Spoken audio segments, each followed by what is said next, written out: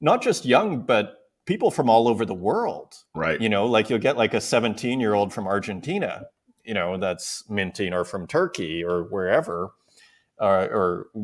Indonesia, Yep. It you does know. not matter where. There are no geographical boundaries.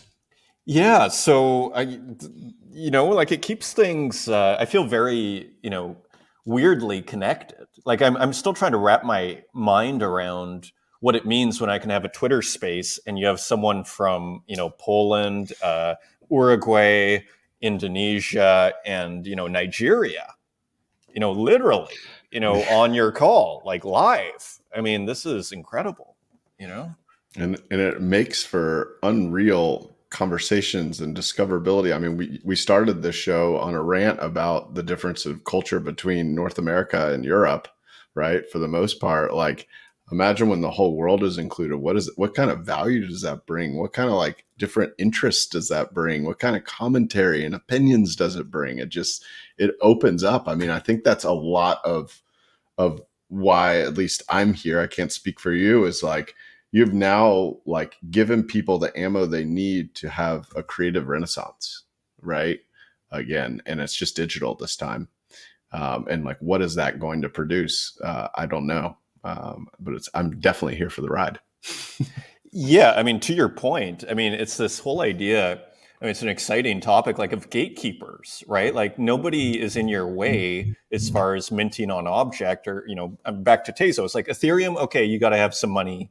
You got to, Foundation you can get into without an invite, so that's cool, and that's a credible, digital art platform on Ethereum. So there is that option, but it still costs you, what can be a lot of money in certain parts of the world. Even in, as someone was saying just the other day, it shouldn't cost like the cost of a tank of gas to mint a NFT, which even in, Germany or Canada or US, that's a lot of money. you Yeah, know. exactly. So what about the person in Argentina? So yeah, but to your point, like I think what we're seeing here in this scene, and part of what makes it so exciting, is the gatekeeping has been lifted, and now it's anybody who's willing to take the initiative Yeah. can have their work, on the market, on a free market, and just like where maybe it sells, maybe it doesn't. Maybe you get on Twitter, you sell a little more, you can hustle a little bit, but really where you can actually get a very quick response, and you can adjust right away if all of a sudden you go, listen, none of my art's selling. Maybe I want to try a different kind of series. It's very forgiving, the space, in Mm-hmm. terms of it's a double-edged sword, actually, because it's sort of like there's kind of a recency bias where it's like sort of it cares most about what you've done most recently. Right. Let's say, so if you put out a whole bunch of masterpieces, then you put out 2 or 3 works that suck, then you kind of suck at that moment. But the beauty of it is vice versa. If you put out some maybe mediocre work, or work that you're not thrilled about, that you wish you were better, but then you really improve, the space will forget like immediately what you had done. And if you go, wow, look at this work that you've done, there's a bit more of a bias towards the work itself, I'd Hmm. argue, than the artist, compared to the contemporary art world, which is really interesting. Back to this kind of, I think it's the free marketedness of the whole thing, because there's a lot of speculators in crypto, and I think that might actually help the scene, That's oddly. That's interesting. So, like, with this recency bias, like, it's less about your resume and more about what are you doing now, right? What is the narrative that's driving your current series or this current artwork that you just released? Is that something that one I resonate with as a person, but also something that like the community will resonate with because there are speculators? Is this something that I may be able to resell at some point for more than I bought it for? Yeah.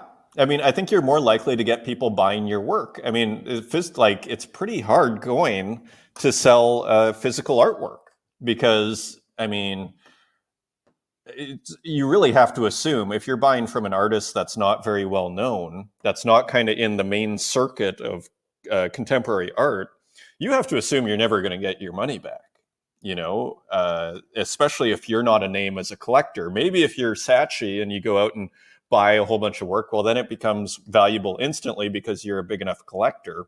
But for most people, they're really buying for themselves, and almost all the sales I made of physical art were almost always someone who had some kind of connection to the art, whether you're displaying something that they kind of, you know, had some sort of sense, whether you're, showing a character that they had already known from a movie, so therefore they liked it, or they know you as an artist and they go, okay, this is someone I know. So really someone that people want to relate to the work. I made a sale of a painting to Canada. It was someone that I grew up with, really. But that was a nice big sale of, and but people want a bit of a story, where in contemporary art, whereas in digital art, it's a bit more like what the liquidity. I mean, that's another way of putting it. You have tons of liquidity. Yeah. People will buy your work as an artist, and they'll add 4 Tezos and put it right back up for sale. And they'll often sell it. Yep.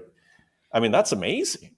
The liquidity is and people complain about the flippers, and I get it, but it's that's amazing. It's a part of the cult. You can complain about it all you want. They're not going anywhere.